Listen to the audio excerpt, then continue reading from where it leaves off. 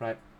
Let's run down again the game. So like I said, they had to restart draft.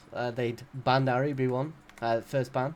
So I mean, we knew Ari was gonna go here, and they didn't ban it. I mean, we could have seen it banned away instead of the Pantheon. But I don't know. Maybe one of these players have like a huge amount of Pantheon value. But overall, we do get again this combo of Maokai Jin comes through, which Sea Pandas have shown that they really like to play, and then we get the Vi Nautilus. So I personally thought that this. Oh wait, hold on. So I personally thought that this Nautilus could have potentially been flexed into multiple, but obviously, as Blank said, they don't play it in multiple roles. Like Nautilus does have the potential that it can go top also. Now they have Vi and Ari, but it does have potential to go top too, which is something that isn't being played too much. But as Blank said, is that he didn't see it going top because of the Vi and Ari. So again, probably knows he plays a little better than me. Now, this is kind of where this draft kind of went wrong, though, because when you are looking to pick something like the Jin, you want something that can amplify the Jin's damage from afar, or you leave him in lane. But the issue that you have is throughout the laning phase, Braum needs somebody that can auto to get his passive off. So the fact that the Braum Jin anti-synergy came through was really, really rough. And now what we actually see here as well is this R5 priority from the side of Sea Pandas was where it really, really went wrong. So we see an Olaf picked here, and they kind of decided that they wanted to go with the Mordekaiser. Now the issue that you have with going the Mordekaiser here is you have a Maokai, which we've seen people are building it predominantly AP because again for the magic damage. Then we have a Cassio, which again magic damage, not too bad. Like this is still a good combo, but then you've got Mordekaiser as well. You've got triple AP threat for the side of Sea Pandas, which, oh sorry, just triple AP. It's not really a threat when it's triple AP like this, because this can be somewhat okay if you have an AD carry that has a huge amount of auto attack damage and a huge amount of AD damage that can come through. Now with the AD itemizational changes and AD carry doing a large amount of magic damage now with things like Storm Razor, which Jin likes, stuff like that, and even things like Kraken Slayer being changed, we end up in this position now where they are way too heavy on the AP threat, and this gives a massive amount of value to the side of Qlash. Whereas if they get ahead here, they can really, really run it down with a large amount of magic resist, which unfortunately is kind of what happened. So let's go into the gameplay though, because even with these kind of draft errors, again, gameplay is the most important part of it all. So let me move this camera. Oh, there we go. So camera on camera squared. So yeah, we do end up in this position now where, again, I did have some technical difficulties early. I don't know why my stream was lagging like this.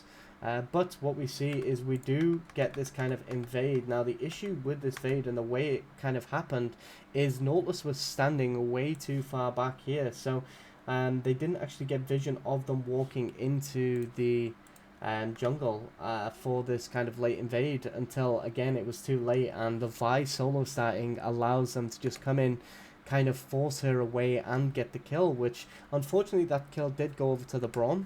But one of the issues that we've got here is this was actually really good by the side of bot lane. So this is a strategy that often isn't seen, but it's a really good way to counter late invade. So what you do is, as soon as you see the late invade coming, unfortunately, if they would have had a ward here, then this could have actually been quite big value. But because nobody wanted to commit this ward here early into the game, we end up in this position where we don't see it coming for way too long.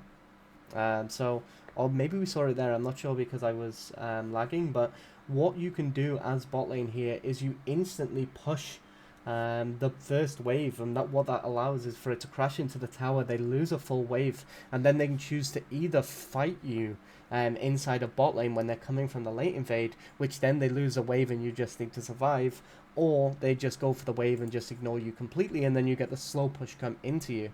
So to show it in a little bit more detail, if we open Rift Kit, so the way this is supposed to go is obviously you see this latent fade coming in through here. Hopefully you see it from a ward here, but what you then do is AD Support pushes this wave in, and then because it's at this tower, it will then slow push and pull back into you so that you can play quite safely whilst your jungler goes and clears the rest of their camps. Your jungler does lose a camp here, but you get an advantage in an entire wave, and that can actually be very huge, because as soon as you then see their jungler transition into the top half of the jungle, you have a really big XP advantage there, so you can do quite a lot. So I feel like that's what they were going for here. The issue with that though is they were way too late with starting it, and they don't really have a significant amount of pushing potential due to the fact of them not actually having a relic shield. So even though they did decide for Nord to go into that, due to that lack of relic shield, they can't push that wave super quick, and now they end up in a position where technically they could just freeze a wave back here, especially because Maokai coming from the red buff just comes down and manages to get a kill on Kaisana. So the Nautilus does drop there quite quick.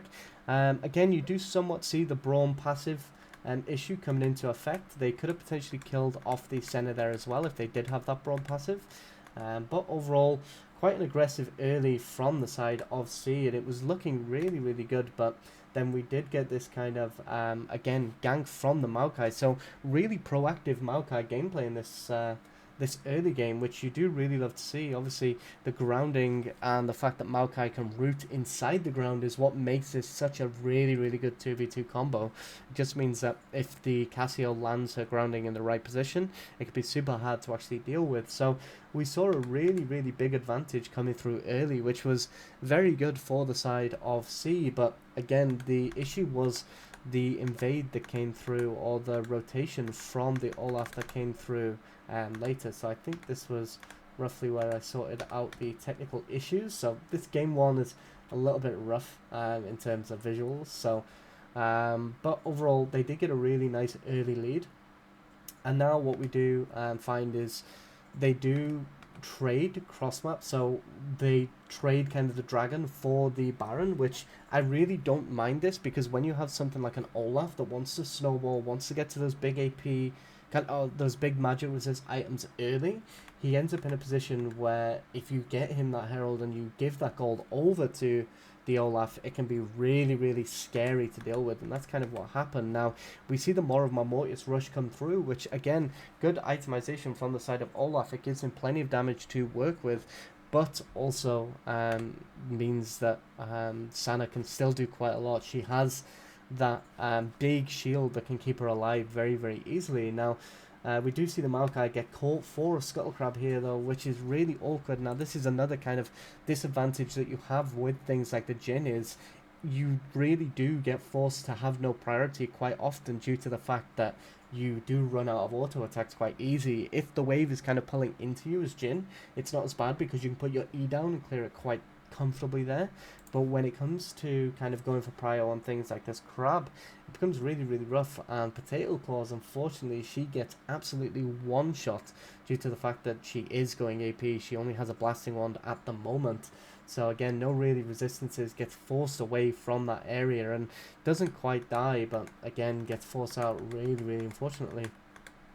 So again, we see another kind of fight on the side of bot lane. Now, this is where this kind of Braum issue really became evident, because Maokai gets a really good engage here, and we can see the Braum manages to get passives, and this looks like a really good fight.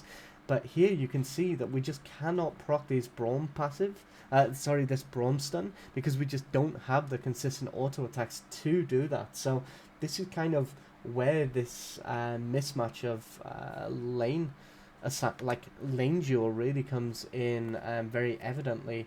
Now, even here again, we can see there the Ahri kind of walks up to kind of get that pick, and again we see Jhin. He is doing a lot, but it's just not enough. And again, Potato Claws caught once again within the jungle. So again, like, this was actually a really huge rotation from the side of Olaf, due to the fact that both top laners do not have TP. Olaf manages to get this push in, and instantly Sana decides she is going to instantly start roaming to this fight. So this was a really good rotation here. Manages to push mid lane in also and get the priority, and then instantly just walks inside of the jungle. The Cassio can't really do too much into Olaf, especially into the 1v1, because again he has that ultimate which was used. That kind of stops that ultimate coming through from the Cassio, and she just gets killed really quick. Uses a flash to get over the wall as well and kill the Maokai off, and this is huge because this now puts Olaf so far ahead that, again, double haste by coming through, which is very big. Again, they do manage to get the Herald, which again, I don't really like this. I think in these kind of situations, you have 4 members rotated up, and you can see on this bottom side of the map that you still have the Braum and the Jhin there.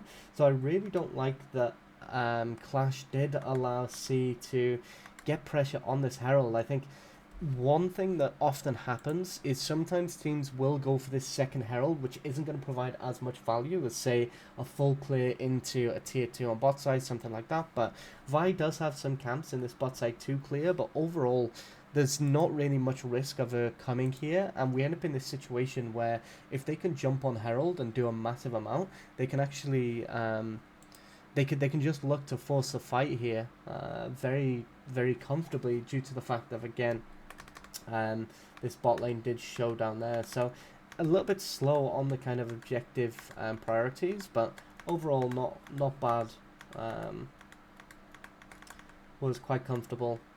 Thankfully tech issues fixed, but here, even in this situation, sending the Olaf without TP top when you have an Ahri that can instead is not as good, due to the fact that this objective is spawning and Olaf is already huge. So this is where I'd like to see another rotation come down and just deny C the ability to take this fight or potentially go for the objective. But this did kind of stem from this Ahri getting caught within the jungle by Potato Claws. So again, good use of these control wards to just basically lock her down and stop her from really doing too much.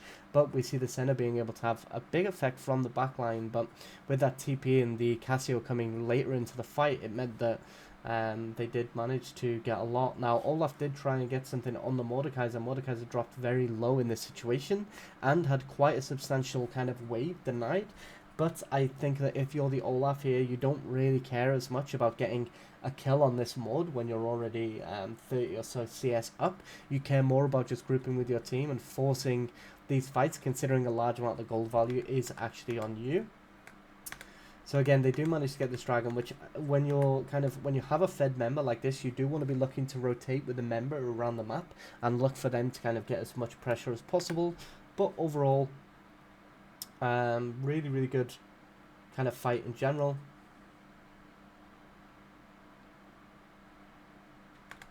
Again, here we just see that this Olaf does manage to go nuts. We do manage to get a kill on the Nautilus, but again, that's not really going to mean too much. And again, this Jhin ultimate, there's no way that you're really going to be able to save Ashe of Ward with this ultimate. And what you typically want to do is save it for either Vision on Baron, see if they force it, or to even potentially steal the Baron, which didn't really happen here. So, see, looking a little bit... so, I'm not sure if... I guess it's a mixture of them looking a little off compared to yesterday, but I feel like Qlash is a better team than Solari yesterday. One of the reasons why C managed to get such convincing wins is because they managed to get huge kills into Ashe of War top lane, and then she kind of just took over the game. So we didn't really see that happening as much today. But again, at this point, the Olaf, again, double AP items come through, more of Mortius and Force of Nature, gives Sana the ability that she can just kind of run the enemies down quite comfortably, especially at the back with the Senna's healing coming through. Ahri going very heavily on the support build here, which is very common for this pick, especially when you've got these really fed carries. And this is another kind of example of these team fights where not having the ability to consistently auto with an AD threat is pretty big. So we see this kind of lack of vision ends up with them kind of getting a pick on the Braum here, which is really big. And then what you see here is the Olaf is kind of running them down here, but there's nobody to consistently auto. Now, if we had somebody other than a Jin here who didn't get locked out of his auto attacks, then the Olaf could have potentially died here, and we would have got more procs of the Braum passive. So we'll just watch over that one more time.